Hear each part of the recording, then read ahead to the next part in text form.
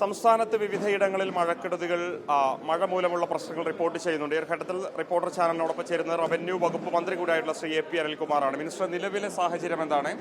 നിലവിൽ എത്ര പേരുടെ മൃതദേഹമാണ് ലഭിച്ചിരിക്കുന്നത്? എങ്ങനെയാണ് കാര്യങ്ങൾ വിലയിരുത്തുന്നത്? 4 പേരെയാണ് 2 ജില്ലകളിലായിട്ട് കാണാതായിരുന്നത്. അത് 3 പേരുടെ മൃതദേഹം കിട്ടിക്കഴിഞ്ഞു. 4ാമത്തെ മൃതദേഹം നമ്മൾ 4ാമത്തെ ആൾക്ക് വേണ്ടിയുള്ള തെരച്ചിൽ തുടരുകയാണ്. നിലവിൽ മഴയുടെ സാഹചര്യം എന്താണ്? തെക്കൻ ജില്ലകളിൽ ഉൾപ്പെടെ പുലർച്ചെ മുതൽ ശക്തമായിട്ടുള്ള മഴയുണ്ട്. തെക്കൻ ജില്ലകളിൽ ഇന്നലെ 24 മണിക്കൂറിനകം അടുത്ത കാലത്തും റിപ്പോർട്ട് ചെയ്യാൻ ശക്തമായ രീതിയിലുള്ള മഴയാണ് റിപ്പോർട്ട് ഉണ്ടായിട്ടുള്ളത്. 300 mm മുകളിൽ മഴ റിപ്പോർട്ട് ചെയ്തിട്ടുണ്ട്. പലയിടങ്ങളിലും പ്രത്യേകിച്ച് പത്തനംതിട്ട ജില്ലയിൽ ശക്തമായ മഴയാണ് ഉണ്ടായിട്ടുള്ളത്. പക്ഷേ ഇന്ന് രാവിലെ മുതൽ തെക്കൻ ജില്ലകളിൽ കോട്ടയം, ഇടുക്കി, പത്തനംതിട്ട ജില്ല ഉൾപ്പെടെ ആലപ്പുഴ ജില്ലയിൽ ഉൾപ്പെടെ മഴ കുറയും എന്നാണ് കാലാവസ്ഥാ പ്രവചനം. ഇന്ന് രാവിലെ മുതൽ മലപ്പുറം, കോഴിക്കോട്, വയനാട്, കണ്ണൂർ ജില്ലകളിൽ മഴ ശക്തി പ്രാപിക്കാനുള്ള സാധ്യതയാണുള്ളത്. പക്ഷേ എന്നിരുന്നാലും എല്ലായിടത്തും ഒരുപോലെ തന്നെ മഴക്കെടുതികൾ ഉണ്ടാവുകയാണെങ്കിൽ അതുമായി ബന്ധപ്പെട്ട സുരക്ഷാ പ്രവർത്തനങ്ങളും മുന്നൊരുക്കങ്ങളും നടത്താനുള്ള നിർദ്ദേശം നൽകിയിട്ടുണ്ട്. റവന്യൂ വകുപ്പിൻ്റെയും പോലീസിൻ്റെയും അതുപോലെ ഫയർഫോഴ്സിൻ്റെയും NDRFൻ്റെയും ഒക്കെ ടീമുകൾ സജ്ജമാണ്.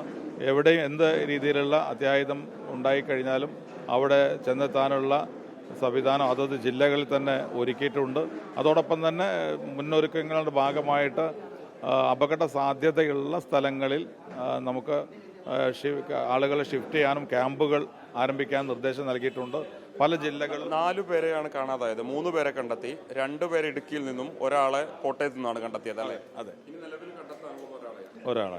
ഒരാളെയാണ് ഇനി കണ്ടെത്താനുള്ളത്. തെരച്ചിൽ തുടരുകയാണ്. ചിലയിടങ്ങളിലേക്ക്, കോട്ടയം, ഇടുക്കി ഉൾപ്പെടെയുള്ള ഇടങ്ങളിലേക്ക് കൂടുതൽ NDRF ഉൾപ്പെടെയുള്ള രക്ഷാപ്രവർത്തന സംഘം വേണ്ടി വരുമെന്നുള്ള രീതിയിൽ ആവശ്യമുയരുന്നുണ്ട്. അക്കാര്യത്തിലൊരു ഇടപെടലുണ്ടാകും?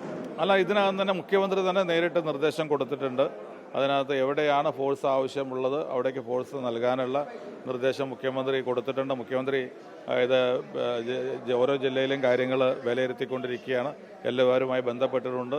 അനൂപ് ജേക്കബ് മിനിസ്റ്റർ കോട്ടയത്തേക്ക് മുഖ്യമന്ത്രി നിർദ്ദേശപ്രകാരം അദ്ദേഹം ഇടുക്കി ഭാഗങ്ങളും കോട്ടയം ഭാഗത്തേക്ക് അദ്ദേഹം ഇന്ന് തന്നെ പോകുന്നുണ്ട്. അത്തരം കാര്യങ്ങൾ അദ്ദേഹം അവിടെ കോർഡിനേറ്റ് ചെയ്യും. വയനാട് ഉൾപ്പെടെയുള്ള ഇടങ്ങളിൽ ക്യാമ്പുകൾ ആരംഭിച്ചിട്ടുണ്ട്. അവിടത്തേക്ക് ഇതൊരു സ്ഥിതി എന്താണ്? നമ്മുടെ ചൂരൽമല ഉൾപ്പെടെയുള്ള മേഖലകൾ മഴ നേരിയ തോതിലുണ്ട്. പക്ഷേ ഇന്ന് മുതൽ കുറെ കൂടി കനത്ത മഴ ഉണ്ടാകുമെന്നാണ് പ്രതീക്ഷിക്കുന്നത്. അതിനു വേണ്ടിയുള്ള മുന്നൊരുക്കം നടത്തുന്നുണ്ട്. മഴക്കെടുതിയുമായി ബന്ധപ്പെട്ട മുന്നൊരുക്ക പ്രവർത്തനങ്ങളുമായിട്ട് സജീവമായിട്ട് മുന്നോട്ട് പോകുന്നു. കൂടുതൽ NDRF ഉൾപ്പെടെയുള്ള സംഘങ്ങൾ ആവശ്യമായിട്ടുള്ള ഇടങ്ങളിലേക്ക് അയക്കും. മുഖ്യമന്ത്രി അതിനുവേണ്ട നിർദ്ദേശങ്ങൾ നൽകിയിട്ടുണ്ട് എന്നുള്ളതാണ് റവന്യൂ വകുപ്പ് മന്ത്രി എ പി അനിൽകുമാർ വ്യക്തമാക്കുന്നത്. വീഡിയോ ജേർണലിസ്റ്റ് നജീബിനൊപ്പം മുബഷിർ പി അക്ബർ, മലപ്പുറം.